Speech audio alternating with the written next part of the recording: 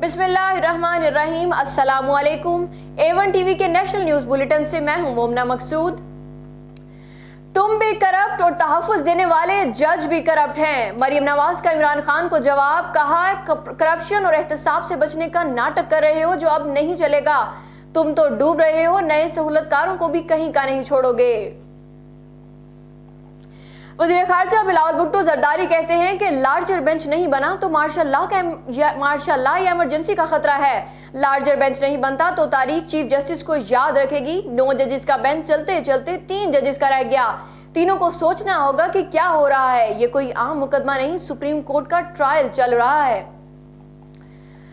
और पीडीएम का बनाया कानून बहुत कमजोर है। इस एक्ट के कानून बनने की नौबत ही नहीं आएगी। रहनुमा पीटीआई फवाद चौधरी का कहना है कि आर्टिकल 190 के तहत तमाम इदारे सुप्रीम कोर्ट का फैसला मानने के पाबंद हैं।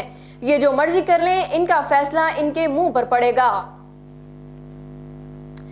A1 टीवी के न्यूज स्टूडियो से फिलवक्त इतना ही। मजीद खबरों और अपडेट्स के लिए देखते रहिए A1 टीवी।